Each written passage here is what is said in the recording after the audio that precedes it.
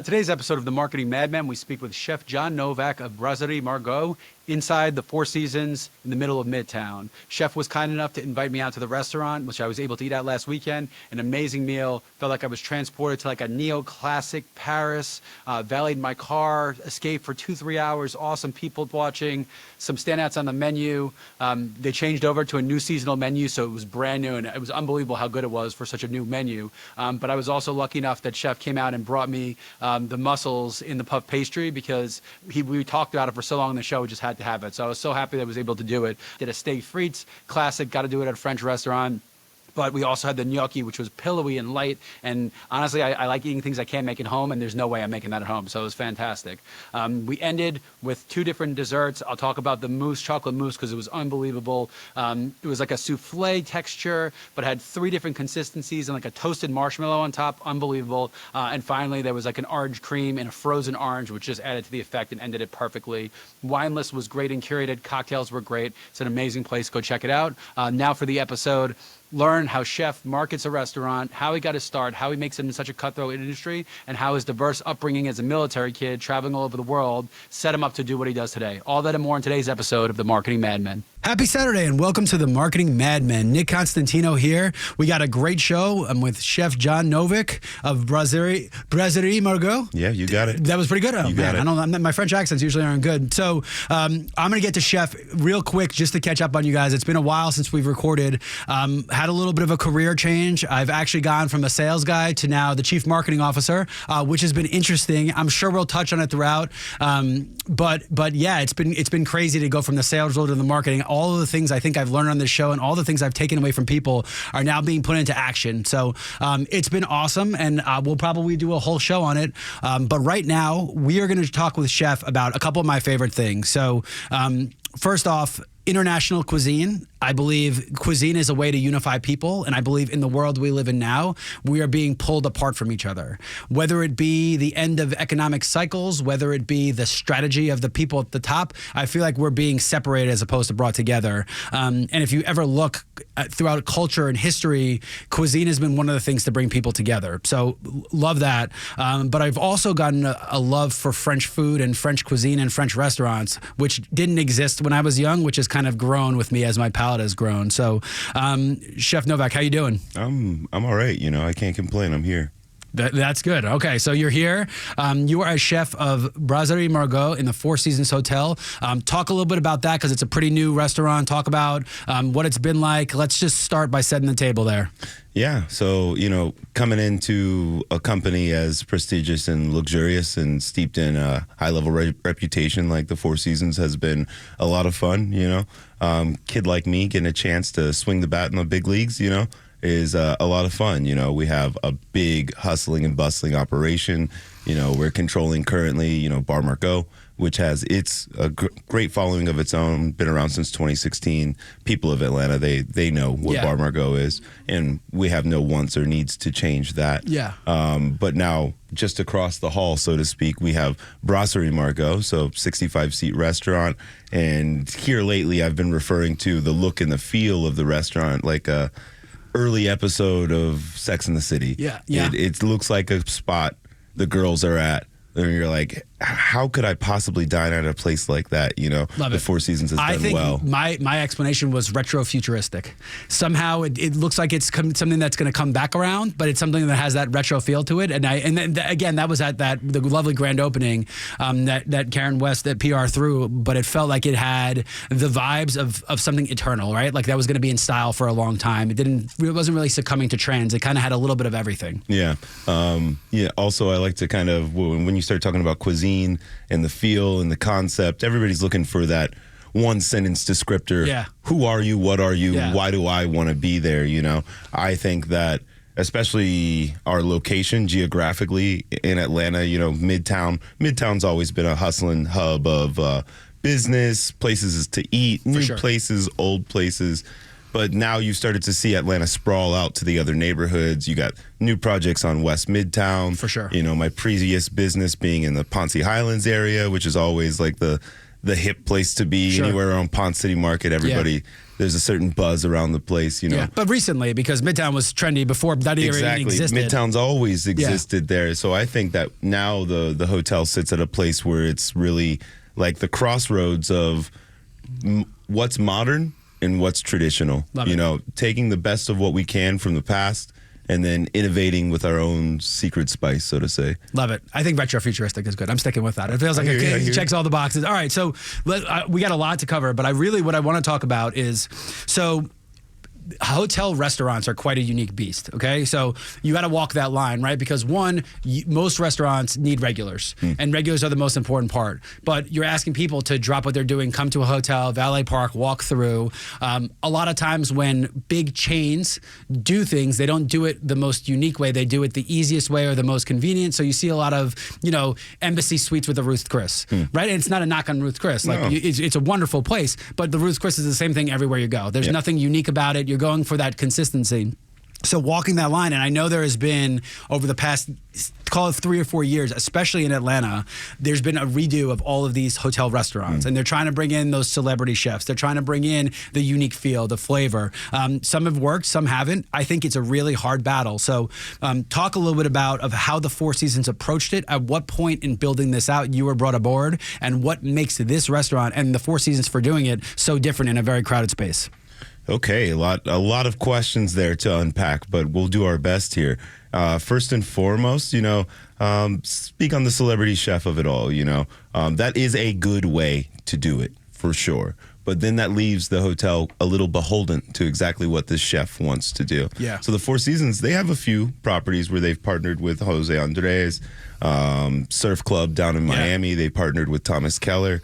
Those are big names, dude. Big names. Andres, I'm from DC. I used to eat at one of his first places, and Thomas Keller, Bouchon in the Venetian. I had a best friend that worked there. I spent a lot of time. So you're talking heavy hitters, two of the biggest names there are. Heavy hitters for sure, and that's good in a couple ways, but it's also bad in a couple ways as well. Whose name sticks out more, the Four Seasons or Thomas Keller? Yeah, that's a battle of egos. Are you leveraging him or is he leveraging you? That's a battle of egos, and they're not calling it French Laundry, right? Because that's probably the name, the synonymous. So you're right. That's a good point. Whose name, and does the chef like that the hotel's name is bigger? And then what happens if the chef's name is bigger? Exactly. There's a lot of egos to manage in an equation like that. So I think the need and the want from the hotel perspective these days is finding a way to build good concepts from within, and that's one of the primary directives of what Brasserie Margot is doing for the Four Seasons right now. Hey, can we make a great restaurant concept by ourselves? Can we find the right chefs? Can we find the right people? Can we find the right designers that's going to draw the right attention to meet not only your concept in your neighborhood, but also, we're a business traveling hotel for the most part. The average stay is right around 2 days or so. It's not the same as, say, like Surf Club, which is more of a resort style feel. People are going to stay with you for a while. They're going to try almost all your services. Whereas at the hotel, very business oriented again. People coming in, flying in early or late, getting to a busy schedule each day, and maybe they only try the restaurant for breakfast and dinner once. Yeah. You got 2 swings to really impress. I would say the one benefit of that, though, is they probably tell their friends about it. And because you're in circles that are probably going to similar places, because when you're a family traveler, there are very few people that are going to the same resort you are. It just doesn't happen that often. So that business community, and that's why it's such a sought after thing. So what else do you see? So obviously when they were building this, they were planning it, they looked at the whole space. There are not a ton of French restaurants in Atlanta. No. I can name the ones on my hand. And I think the cuisine of France is so misunderstood. There's so many different regions, and there's coastal, and everyone just kind of thinks the same: steak frites and French onion soup and kind of those things, bourgeon, like some of those things. But they were looking around. Why French? Why this vibe? What part were you brought in? Were you brought in to build the restaurant and think through it all, or were you brought in saying this is the kind of restaurant, theme it? When were you brought in? I was brought in end of September. They started the project from what I can tell and what I hear around February, March last year. The ideas kind of first got incepted. Hey, we need to build a new restaurant space. Of course, they had Park 75 in the space prior to that, but had since been emptied out and gone for a number of years. So there was a need and a want to kind of refresh the hotel by bringing in a new dining space. So they started thinking about it, started working on it. They bring me in end of September, and I'm immediately just kind of drafting up menus Cool. after menus because, 3 meal periods plus the bar needed a refresh plus Yeah. in-room dining, which is 250 rooms. So it's almost in a way. Oh, so they're hubbing everything out of you. Yeah. Wow. So almost in a way, it's like 3 restaurants all at once, Wow. And that's got to be hard because, again, one of the things I know about breakfast is probably the most internationally misunderstood meal. Like, we assume breakfast here, we assume bacon and eggs, but like there's rice in Asia that they eat. Like, it's just the palates are so different. Most of Europe, like bread and like there's little things. They're not big breakfast eaters. They're bigger, like big lunch eaters. So talk about just how different it is to have to take a restaurant and serve 3 meals because people really don't understand what French breakfast is. Yeah, that's definitely true. What the Americans think about breakfast and what the Europeans think about breakfast are kind of 2 different things, but that's where having a background where, I spent a lot of my childhood in Europe, I'm kind of steeped in both worlds. Yeah. And I can kind of define a line where, okay, we're going to represent the Americans and what they want on this half of the menu. Yeah. And then we're going to take this half of the menu and go pure European, your Camembert, your croque madame, your quick Danish and pastry, quick baguette, quick coffee. Yeah. And of course, being business oriented, everybody's got some note of health consciousness on the top of their brain. So, invite avocado toast to the table, and come in and just flip it a little bit. Avocado toast becomes avocado tartine, Yeah. Just a an nice open niçoise faced over sandwich. it, like kind of. Exactly. Just kind of come in and touch things and take things that are known to the American mind and palate and just give it a little French touch. Yeah, and I think, look, in most big cities in Europe, Paris, and some of it's all about walking. So that's why that exists. Like, you pick up that pastry, coffee, you walk, you go to your place. It's not getting in the car, driving, and there's so many other reasons. But all right, so we have it established. So you're making up your plans. You're thinking now 3 meals. You're thinking all of the room service, which is crazy in itself. Probably some catering for events, and when they have people coming in for big conferences and stuff like that, all part of it. What about the bar menu? So when you're thinking of drinks and everything, drinks are a huge part of cuisine. Curated wine lists. Another thing that people misunderstand is that they think French wine is Bordeaux, and like there's probably dozens and dozens of wine and I think sommeliers know and good ones know, because I've had a couple that I really like that are leaving the traditional blend of things. But talk about the drink program. Do 1 minute on that. We're going to go to break and we're going to come back and continue the conversation. Okay, so the cocktail program, I'm the Don Draper of food in the building, I like to think. You let me know what you want and I try to pivot and make it happen. I have that same kind of cohort and partner on the other end for cocktails and wine. And our general manager, Ashish Sharma, this guy's impeccably skilled. He's helmed some of the greatest cocktail programs rated in the top 50 in Southeast Asia. He came to us via Singapore, and he actually used to work at... Welcome back to the Marketing Madman on Extra 106.3. Nick Constantino here with Chef Novak of Brasserie Margot in the Four Seasons Hotel in Atlanta. And I think it's a great point, because I think one of the things about cocktail programs is we almost forget how different of the cocktail cultures in these countries also, right? I grew up, my mother was born in Italy. I grew up drinking wine at the table at like 9 years old, which is like completely frowned upon here, right? Like Gallo wine, mix a little ginger ale in, but it was such a part of the culture. But meanwhile, like I've never seen one of my Italian family members drunk in my entire life. Like they didn't drink for that intent. They drank as part of the food and the social and the cuisine. So I think that is, again, it's a misconception. Talk about when you're building out a program like that. So the beverage program, are you guys working in tandem? Do you say menu item? Does he say drink item? Does he say drink item? You say menu item? What are you doing? Because I think where food, when you really enjoy meals, or where those two things come together perfectly. So I think our audience knows I used to be a personal chef. It's a crazy long story. I'm not going to get into it here. But one of the things I always said to people was, make sure you have a drink. Make sure you have lots of drinks. I go, because the food always tastes better when you have a lot of drinks. So it was my catchphrase, but honestly, I meant it because you're lowering your inhibitions, you're enjoying it, you're enjoying the moment more, which elevates the cuisine on every level. So talk about how those two things came together. When explaining things, especially to cooks or people in the kitchen or people outside, like your audience here, I employ a couple of tools to help people understand quickly. Usually one of those two tools is either music or sports. Okay.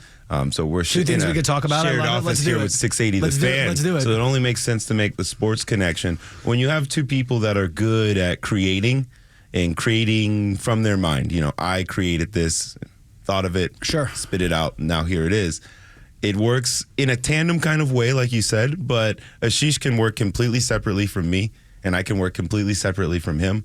I'll create a menu, and he'll create a menu, and now we just work to connect the dots. Got it. He has beautiful, distinct flavors, and so do I at the same time, and you only find natural synergy from that. So it's a bit like, how much practice does it really take for like a receiving core, a great receiving core, to match a great quarterback? Yeah. I'd like to think that, it doesn't take very long. Yeah. You guys are great at your skill sets, and the quarterback has identified that. I've got somebody at number 1 slot. This guy's fast. He's going to take the top off the defense. My tight end's going to hang around the middle of the field for me for when I get in trouble. My running back's going to spill out. He's going to be there for me. And I've got a slot guy who's always going to be open. And I've got a second wide receiver Short, who's medium levels lengthy of the and tall. field. We're talking so that's levels. how we work to match the food with the cocktails, Love it. It's almost a no-brainer. You've got beef bourguignon on the menu. Of course, I've implemented with the sauce is going to have a heavy amount of red wine. So it makes it really quick and easy. Okay, take away all the cocktails and all the other wines. Show me all the reds. Now we're going to pick something that either contrast with the bourguignon, something super heavy and tannic structure to draw away from all the fat that we've put on the dish, or it's going to be something really delicate and light, and it just kind of whittles down your choices quite quickly about what goes with what. What did you lay out, Ashish? Okay, our answer is here. Our answer is here. Love it. Love it. I think it's a good point. And talk a little bit about, because now let's give some information to listeners. Like, let's forget about marketing for a little while.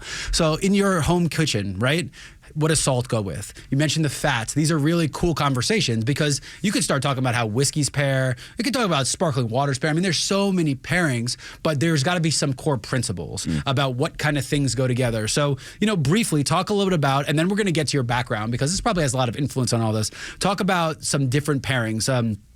For example, hyper salty does really well with sweet, right? Yeah, so that's what I know. Then we're thinking Riesling. My brain immediately is going to go Riesling. Something dry, maybe not hyper sweet, but definitely some Riesling action there. Something that borders the line with Germany and France. So I'm going to go perhaps Alsatian with the cuisine. You speak of France and its regions.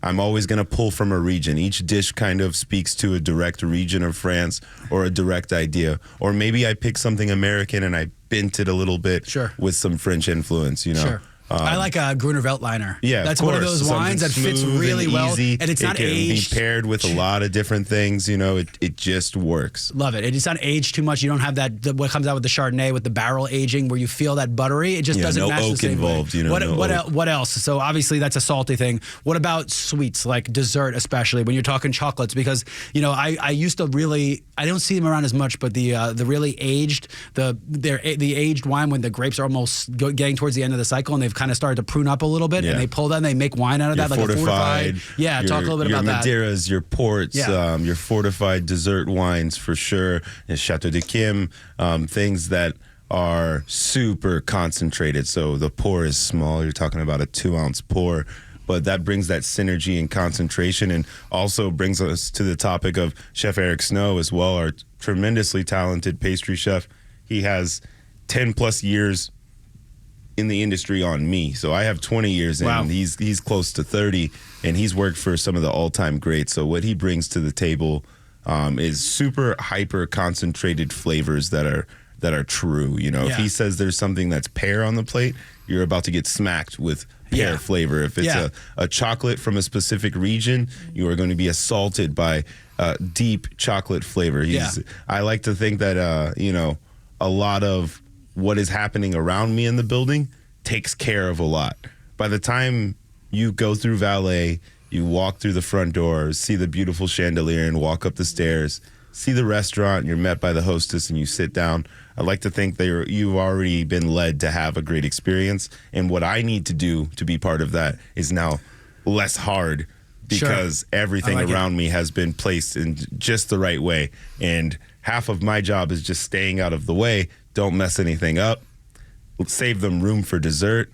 Eric's really going to wow. Ashish's going to put down cocktails and wines that match on the menu, and I'm just going to keep it steady. I don't have to be a quarterback that throws 500 yards. It's an interesting... Let's manage the game. Dunk and dime. Lead drives down the field. and we're going to be right there. It's interesting. It's not usually what you hear from chefs, and maybe that's been the success of the career, right? And I think it's kind of funny, right? You think of like stand-up comedians, and the rule of a stand-up comedian is like A, B, C, D, D, D, A to end with, right? You want to wow them when they walk in, and you want to make sure when they leave with it, because that's the most important part. And ironically, the food is the part that's kind of in the middle, which is you say it, and it sounds horrible to say, but the fact that you know that probably leads to the experience people are having. I will say that one of the things I love about French food is what you talked about the hyper concentration, like the demi-glace with the veal, and when you start learning how to use those things. And the way I cook is I have a Saturday or a Sunday is going to be my day, and I go to town. I take beef bones, I make my own broth, I hyper concentrate it, I make vegetable broth, put ice cubes so I can add a little flavor everywhere, and those are very classic French techniques in how to cook. Like if you're going to make a beef bourguignon, you got to make sure bourguignon. You got to reduce the crap out of that red wine. That thing's almost got to be, it's lost in it. It just blends in together. But those are flavors, if you're really good at it, that just are out of this world the way they pop. I actually made a short rib risotto when I did French onions.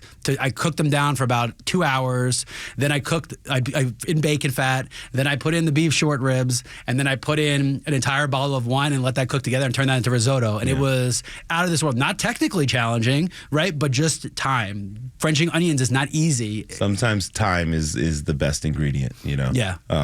We all have those things that you make or your mother makes or your partner makes, and it's like they make it and they're like, wait, it's going to be better tomorrow. Yeah, for sure. It's like, oh, well, you spent the whole day making it and you're really going to tell me I can't have it now?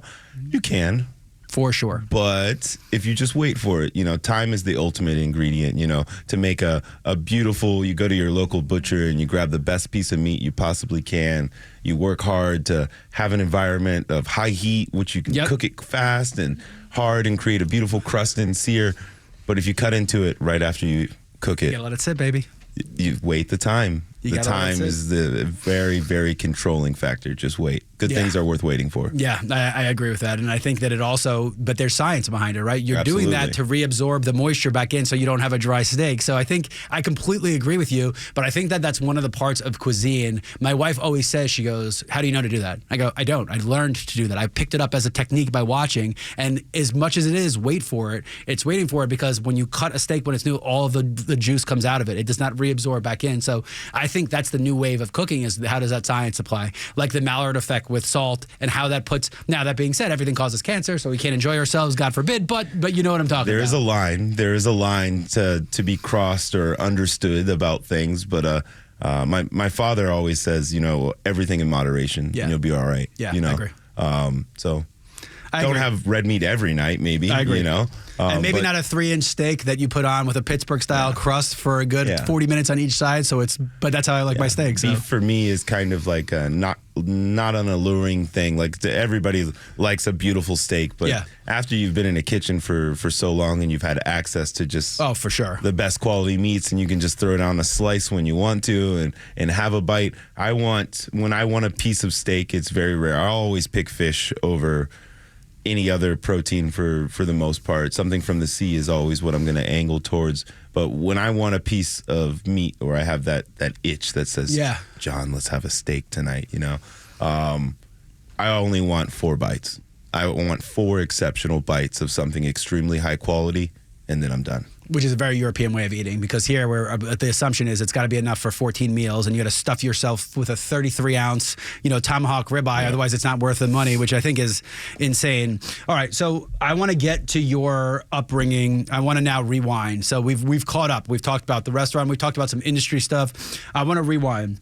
Talk a little bit about your upbringing. You were a military kid. You moved a lot. And let's start at the beginning and then catch ourselves up, because I think it'll probably fill in a lot of the gaps as to where you are and how you do things today. Okay, yeah.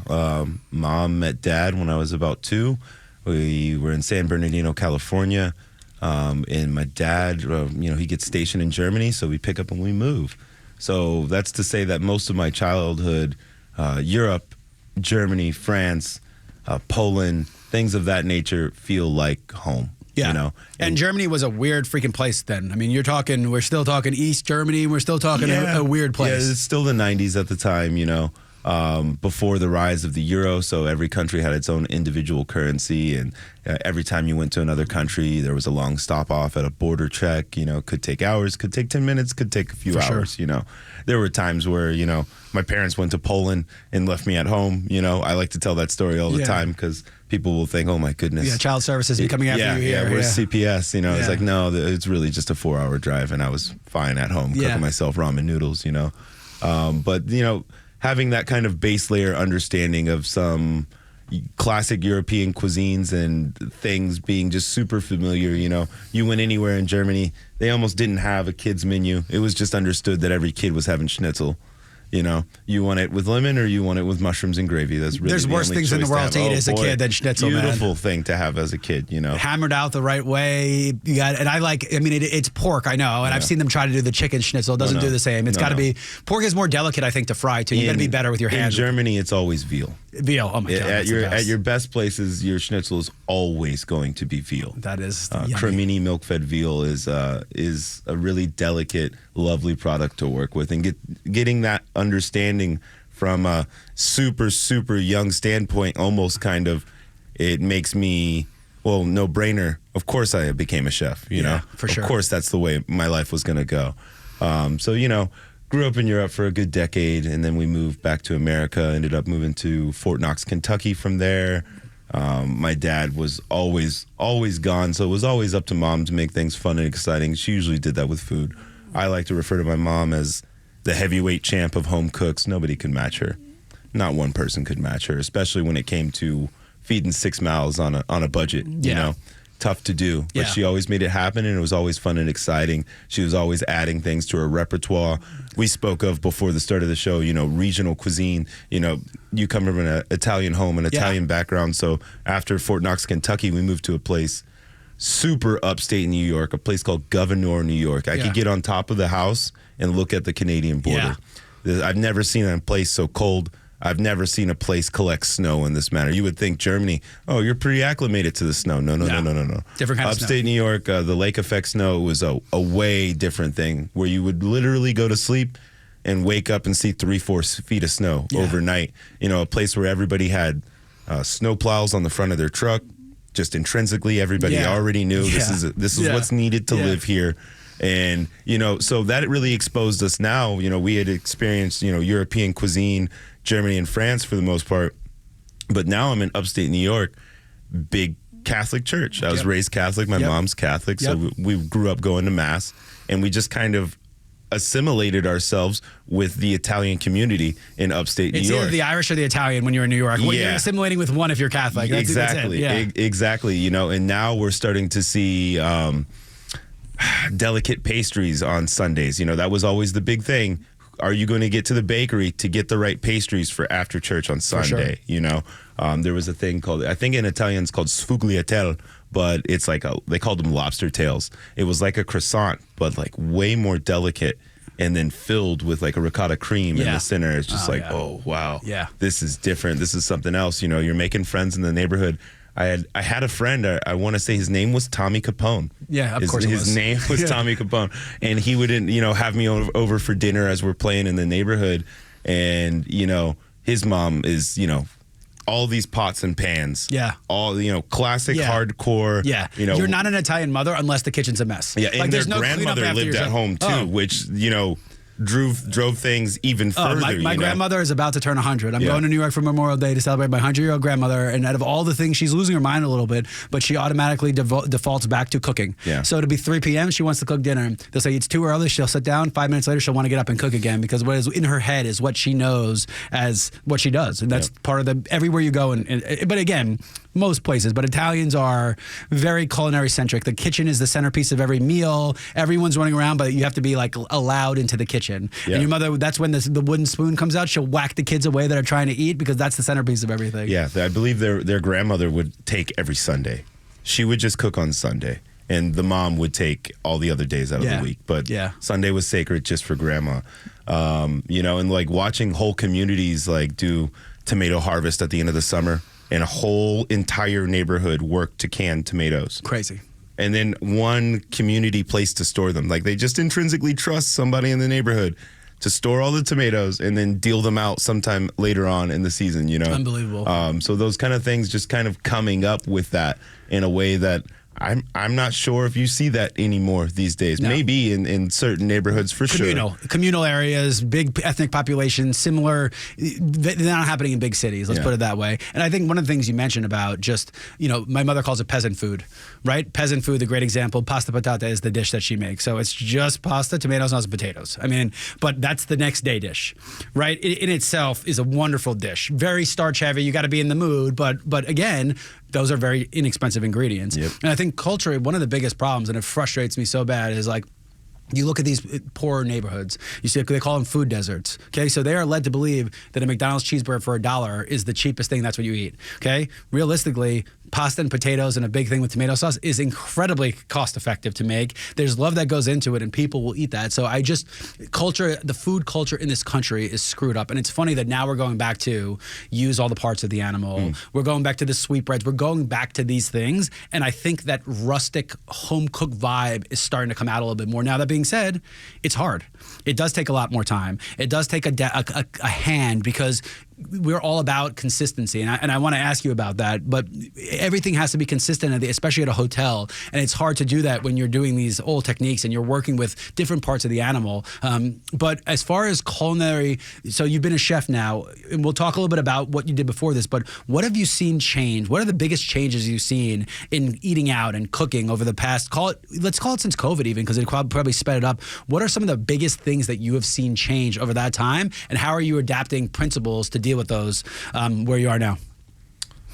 Well, yeah, that definitely touches the topic of food trends. Yep. What is trendy? What are people looking for right now? Yeah. People are looking for, especially at like our level, what we're doing at the Four Seasons. People you're asking people to come into Midtown, traffic heavy, number one. Yep. You're going to have a 5-6 o'clock reservation. Valet their car. You're going to have to deal with some traffic. Valet, I don't think of that as a hurdle. I have some lovely people at the valet. They're hilarious. They're good, hard workers, and they take care of everybody's car. So I like to think that's an experience of itself. But like, people are looking for something more than dinner. We now have a phone that can bring us dinner if you live in town or Marietta or any of these places right outside Atlanta. You can pull out your phone and you can have dinner situated for yourself within the hour. Yeah. Will it cost you more? Absolutely. Do you hate Uber Eats as much as I do? No. I mean, you always got to think about the family. Yeah. You got to think about people with families. Like, look at what things cost these days. How is a family of 4, 5, 6 doing it these days? Yeah. I couldn't be more thankful that I don't currently have a kid yet. But boy, how can it get done? You need a little assistance, you know? And that's not even my criticism. My criticism is the food doesn't hold up well when there are external variables. Yeah. And there's so much my quick Uber Eats thing is I'll order barbecue and just the containers of the food because barbecue holds up. Yeah. And then I'll have my own stuff at home to make into something. Yeah, exactly. The food does not hold. It just doesn't hold well. Even Chinese food, which used to be great, for whatever reason, it does not hold well anymore. You're talking 45, 50 minutes to get there. Yeah. It's a different world. That's only because we're not in New York anymore, Nick. Yeah, that's the whole Chinese food thing. Yeah, that's true. We're spoiled from having lived in New York for a time with our Chinese to-go level. Just insane. It's a hard example for any other place to follow. That's true, but you know what I will say on that note? Ironically, my parents came down here and we had Chinese food, went to Buford Highway, and they liked the Chinese food here better. But I know why. To go to Buford Highway, yes. But I know why, though, because there are no laws in Georgia, and there's MSG still. Even though it says no MSG on the menu, there's definitely MSG in that food. Slide a little MSG in there, and that's why they like it so much, because New York pulled it all out of the food, so everything's a little more bland. That MSG, it exists for a reason. That is hyper salty. It's got a soy. It hits you differently. It's an umami flavor to itself, But again, I think for Uber Eats, stay away from the fast food. If you want fast food, you have to get up and go and get it. If you are to expect it to be any good. Yeah. How often do you get a good set of McDonald's French fries? It has to be right out of the oven. It has to be right out of the fryer. 4 for $10. It has to be right out of the fryer. When it's great, you stop and you eat the fries before your sandwich or whatever else you got. But if you leave it to somebody else to deliver it for 15 minutes, maybe 20 minutes, no way those fries are showing up good. For sure. A chicken sandwich, doesn't matter which fast food place, fresh out of the fryer. fryer is transcendent. It's transcendent. Right out of it, into your mouth. You burn yourself a little bit. The palate's ripped off, but you don't even care. It's so good. That's great. So talk about some of the trends, because we completely keep derailing each other, and I love it. But talk about some of the trends. We'll go to break in about a minute and a half, and we'll come back and we'll talk about some of your other upbringing, what your favorite items are on the menu, but what do you see some trends out there, some you like and some you hate? Biggest trend, teach people to cook for real. Stay away from the sous vide circulator. It's recipes have a soul. They cannot be taught just from reading. Yeah. If that was the case, then what was the point of the Four Seasons hiring me? Yeah. Go and buy Alan Ducasse's full encyclopedia cookbook, and you can be a 3 Michelin star chef too, right? Wrong. It doesn't work that way. Yeah. Someone can't heartlessly read out of a book and think that they're going to be able to do this. They might be able to produce shades of it, but cooking is a craft. Cooking has to be taught. Yeah. The chef has to be in the kitchen if you're going to be successful with the food on the plate element of the concept, you know. I love what you said about the sous vide, because one thing I know is like smoking is something that I ostracized at first, and now that I've gotten my big ring in it, I've learned to put smoke into something because you're putting so much love into it. So like, talk about a reversier, right? We're talking steak. Okay, a sous vide reversier, as much as it's trendy, is not as good as a light smoked to 200 reversier. I personally, for me, getting the grill to the right temperature is not easy work in itself. It's manual. You have to have the right wood. You're just adding so many elements to it. But I think you're right. A sous vide, anyone can buy a sous vide machine. Anyone can pop it in there and make something. Yeah. It makes the whole experience just a little heartless, you know. Training with my mentor, Sean O'Toole, over in Torque in downtown Napa for 4-ish years were super formidable years for me.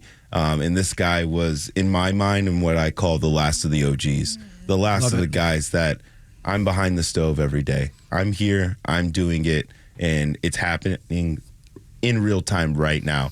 Cooking with the best his region has to produce, which is, you know, you're talking about NorCal, California. It's some of the best produce you can get your hands on in this country, and nobody can come close. I love that. We're going to go to break real fast. We're going to come back on that note. You've been listening to the Marketing Madmen on Extra 106.3, and we'll be right back.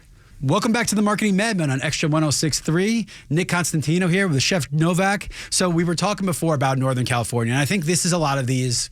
So there are regions that have either over time or because of what goes into it lent itself really well for cuisine. And Napa, my understanding is that the reason Napa was picked for vineyards is because it was similar to the Bordeaux region of France with rocky soil. You have all of these things. And I think when you have a region that was so wine heavy, the natural extension to become this food bastion is that, one, there's already traffic coming in. Two, it's the right people coming in. But I was lucky enough when I was young to get to go to French Laundry, and I got the experience, and it was so unlike anything you had in New York City. It just felt like you were in the countryside, and like you were just eating, and the food was picked out of there, and it was so ahead of its time then. So it sounds like where you were was a similar thing, where you were just eating off the earth. Talk about that experience. You know, the deciding factor that makes it so great is like a very base layer thing. When you're eating at the Laundry, when you come in, you're right across the street from the farm. Almost every piece of produce you're going to be served that night gets picked from directly across the street. You could throw a rock and hit the crops that you're eating that day. The farmers in the farm is what makes California cuisine, NorCal. It's what makes it special. It's only makes sense, you know, these farmers, they're farmers. You know, I didn't think of this prior to moving there. You know, I was 25 or so. Somebody gives me a call and says, oh, somebody says you're a good cook. You want to come over here and work? I'm like, yeah, you know, I'll come over there and work for sure. I didn't give it one thought. I didn't give it much internal mathing in my brain. I just said, hey, I'll be there in 2 months. And he's like, yep, okay, see you in 2 months. And I had $50 in my pocket, and I was living in Cartersville at the time, and decided to make the trek. In 3 days, I drove to Napa. The farm is everything in Napa. It only makes sense that you have these people who are cultivating wine grapes and all the love that it takes to prune and plant and cultivate. That's not all they're doing. All these farmers also have other things on the farm. Yeah. And they're like, oh, wow, these grapes grow so beautifully here. Let me put English peas over here. Let me put snap peas over here. Let me put pluots. Let's put different varieties of fruit. Let's put all these different things there. And the farmers are just intrinsically making it happen as the same time that they're cultivating wine, it's a no-brainer, in such a beautiful place where it doesn't even need much management, For sure. I used to live so close to the restaurant that, I lived in a little Mexican community that had a Catholic church at its center. Yeah. And I could barely finish a cigarette on my way to work. I lived that close, just a quick walk. But I would see wild arugula, Cool. artichokes, society garlic that we would use to garnish the plates in the restaurant. Wow. And it would grow right in front of the Catholic church. So I would see the priest come out and smoke his cigarette. And as soon as the priest goes in, I would pull out my scissors and pick flowers from the Catholic church to take into work. So we were doing a little bit of urban foraging and cultivating ourselves. Love it. That's the bounty of California. It just happens. Now that being said, I have to imagine that first of all, the barriers to entry to start a restaurant that are insanely high. And one of the things, so I've lived in my house for 4 or 5 years, and I've been gardening every year. And one of the things that's crazy is, one, the soil sucks for it in Georgia. Like that red clay, you got to build into it. But two, the crops get better every year. One, because of the way the soil works and the nutrients. But two, you get a feel for where the sun goes. So you can't just open a restaurant overnight and be like, we're gonna make a garden, because the gardens don't work that way. And like anything that is really good in this world requires work. There's no easy workarounds. If there were, they'd be popping vegetables out of a lab, and they think they have lab grown meat. They have none of that crap. They're not even freaking close, right? Yeah. We're not there. It takes work, and it's part of the fact that the work goes into it, which makes it. They joke about New York, the pizza and the bagels, right? The water. Like it's the water. Okay, well, they actually have done scientific experiments, broken it down. There's nothing about the water. It is because the people have been doing it for hundreds of years and passing the generational talent down. Yeah. And even when you leave New York,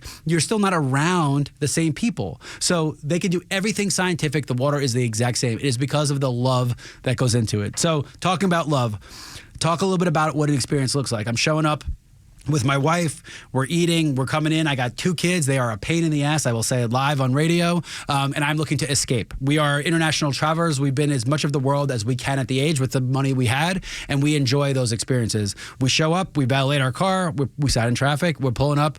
What are we starting with? What are we getting for some appetizers? Walk us through a meal of your favorites.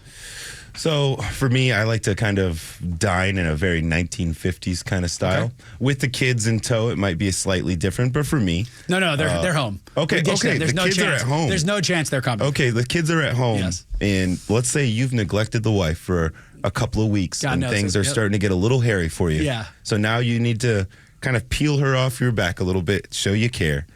The way you do that is you show up at 2 o'clock. Yeah, okay. You show up at 2 o'clock, so then you don't have to deal with traffic, number one. Okay. Somebody is going to pick the kids up from school.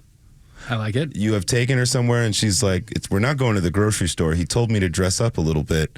Where could we possibly be going? You pull up to the front door at the Four Seasons, where you're met by our impeccable valet staff, and you decide to have the power move. You take your wife to the spa. Okay. I don't think that people talk about our spa enough. It's a rare opportunity. How often do us regular folks go and have somebody pamper you? Yeah. Go and have somebody absolutely love you. Love it. Go and have a facial. Go get your nails done. Go and sit in the hot tub for a little while. Order some champagne. Love it. Order some desserts at the pool. I hope she doesn't listen to this. It's already starting off. Start early, I like to start early because I want to finish early. I want to get home before 9 o'clock and be in bed. Agreed. So start off at the spa, have some cocktails down there, have our lovely spa staff take care of you in the highest sense of the words, for sure. Come upstairs, refreshed, now dressed, come into Bar Margot, sit and have 2 of our lovely cocktails that are crafted by really, really skilled gentlemen and women. Then take your 3rd cocktail and walk over to the Brasserie. Love it. Now you're fully ready you're relaxed now. Love it. Make no mistakes. You are relaxed and you're ready to have a good time. Sit down. You're met by our lovely service staff at the Brasserie. For us right now, I think we're still in some of these cold months, just a little bit, which make the waters really, really good. Start with oysters, if you so dare. Okay. Not everybody is an oyster person. Okay, how do you like them? How do you serve them? A mignonette? What do you? Mignonette for sure. We do a black vinegar and champagne mignonette. Okay, so we kind of mix up the flavors a little bit. We've invited a little bit of Asia in the door. Love it. What kind of oysters? Right now, we What do you generally... like the best? Are you a big briny guy, a smaller oyster I guy? like to have a mix available too. on the menu just so that I can fit everybody inside what an oyster is. And I like the mix because my wife will not touch a briny oyster. Like and I'm like, just give me that thing right now. So for like a clean, just like really low salinity, low brine situation, we're going to have Beausoleils from Canada for sure. Cool. Right now, for the other end of the spectrum, something saltier, more pungent, more ocean flavor in your mouth. We're doing Naked Jades from Alabama. So we're always going to mix around to have the best representation of what's available, but we're also going to have some hometown favorites. We're going to have some local delicacies as well.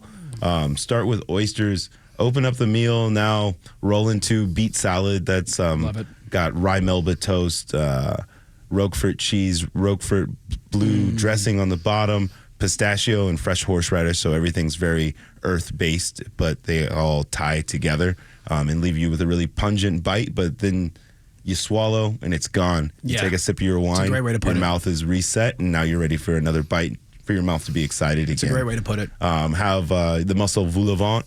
That's one of my favorite dishes for sure. It's like a little gift basket that you make out of puff pastry. You bake it in a special way, and it kind of rises like an accordion. Cool. And then we cut a hole in it and hollow out the center, and we fill it with a gift, So right now the gift is Bang Island mussels from Maine. So they're like really, really plump, juicy mussels. Just sucks into the... And we glaze those mussels with a very herbaceous Persillade-style butter. So lots of parsley, lots of onion, lots of garlic notes there. But that's a very kind of fatty dish because of all the butter in the puff pastry, the butter wrapped around the mussels. But that bite into that butter at the end. After we come in and then we cut with another sauce that goes on the top. It's a Pernod cream. So we've... More fat. More cream. fat. Wow. We instead of going another way, we invited more fat. And we cut it with a French liqueur called Pernod. It has like high anise and licorice, black licorice notes to it to cut away from all that rich fat. So it's like so very you're almost unctuous putting bite. the aperitif into it. The aperitif to cleanse the palate. It's built into it, which is if you put in onions, garlic, and all that cream, you need something to kind of break the palate a little bit too. Yeah, we're always going to try to cook with some level of balance. I can't make $1 if everybody comes down and sits and has one plate. Yeah, for sure. Many plates is how it's done, you know. So having balance so that everybody can make it through without feeling overindulgent, without over-encompassing somebody, that's definitely the name of the game and one of the primary tasks at hand. And then you move into entrees. Entrees here in Atlanta's kind of a meat and potatoes town still, kind of. Some of your top restaurants are all going to be of the steakhouse variety still, Rathbones, Bones, Marcel's, Chops, everybody knows the heavy hitters when it comes to steaks. Well, you can still have some of that atmosphere inside the brasserie. Right now we're doing a côte de boeuf, which is an eye of beef. So it's a ribeye, bone-in ribeye. It's about 32 ounces or so. We char grill it to order whatever temperature you like. We're happy to produce for you. Unless they ask for medium well, then you slap them in the face. Shame, man. Okay. You have to divorce yourself of feelings like that as a cook. It doesn't serve you, If I was sitting with them, I would slap them for you. That makes the little angry cook in the back, And we don't need to be angry because somebody requested their steak be mid-well. That's the way they like it. They're paying for it. It's our job to produce. Yeah, you're a gentleman and a scholar. I would kick them for you. No, people like what they like, and who am I? Actually, I lend more. I would take a medium in a ribeye, something with high fat, like a medium rare on a fillet every time. Yeah. But a medium with something with that high fat content. You that's want why you have all that fat to render a little bit. So then you want to eat the fat. For sure. It sucks when people order the steak incorrectly. It's like, oh, there's too much fat on the steak, and it's like, well. You cooked it the way I told you. You ordered the fat steak, We have a filet, we have a short rib. Yeah. If you want leaner, you can definitely have that in the beef world on the menu at any given point in time. But if you're looking for that super concentration of really good prime beef, you can find that in the côte de boeuf for sure. But at the same time, you could share that with a table for a table of 2 or 3 for easy. But we also have NBA players that sit down and have it to themselves. Good for them. So.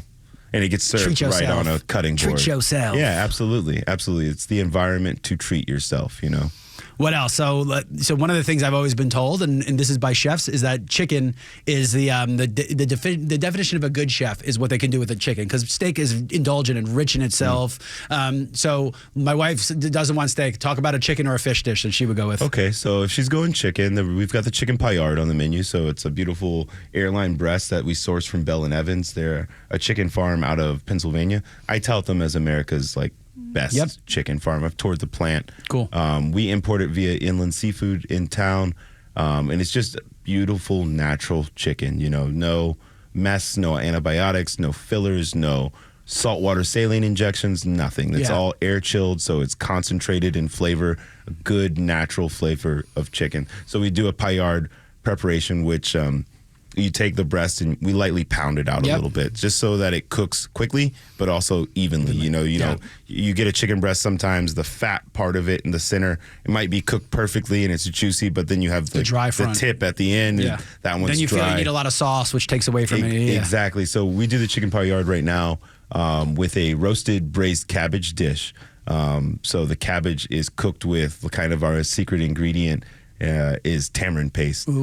Keeps everything really exotic and flavorful. Yeah. But not too intense. But Tamarin's not too kind intense of a to nice take neutral, away from the chicken, with low sweetness involved. We cook that with lots of olive oil and lots of tamarind paste. We turn it into a slurry and just kind of feed it that in red wine vinegar as it slowly cooks, evaporating all the moisture out of it and concentrating the cabbage's flavor. Yeah, I think I'm going to re-edit this segment with some Marvin Gaye in the background, or we'll put on, we'll just make it sound real sultry. Well, we're going to run out of time, so how about let's end with the two desserts, the desserts we should order. Let's close with that, and then we'll make sure that the food porn segment stops. Absolutely. I guess right now my two favorite desserts, the Ile de Floton, for sure. Ile de Floton? Yeah, it's a light, airy situation. It's almost similar to a giant marshmallow, but even softer and even lighter. It's a little meringue, and it sits in a bath. So we're talking white eggs beaten to so some delicacy into it. You got to be good at deft with your hand to get that. Okay, definitely.